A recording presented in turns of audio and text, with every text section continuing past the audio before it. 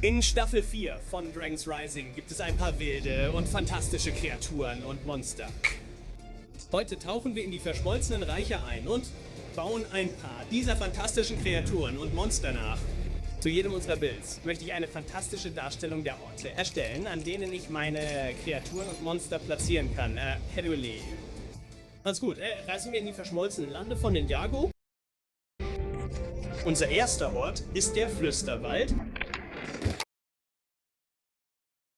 Now, in the Whispering Woods, you see these little acorn guys walking around. They're super cute, and the way they walk is super goofy. They never have any dialogue, but these little creatures show up time and time again throughout Season 4 of Ninjago. And now I'm going to make them out of my own Lego. Now, the way in which I made these little acorn people is quite simple. I started with these little feet elements you can find in Mario Lego. Then I placed on a barrel with holes in the side so that you can stick in these cute arms. These arms are found in a number of different Lego sets, but mainly Mario Lego. For this version of the acorn guy, I'm going to give him a small backpack, place 2 rounded tiles on the front of him for his forehead, and then place on this Japanese hat. And I'm going to make a few different variants of these acorn guys, one of which will even have Rox's helmet with a small green quill in the top.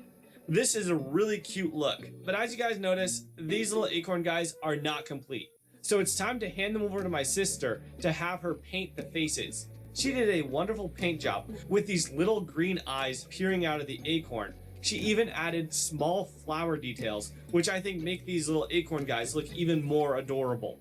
Just make sure not to stack them up like this. This is kind of creepy. Now it's time to load them up with their weapons. And I'm gonna name all 3 of these little guys: Oak, Branch, and Root. For Oak, I'm gonna give him a machete. For Branch's weapon of choice, he has a crossbow, and Root has a small spear-like weapon.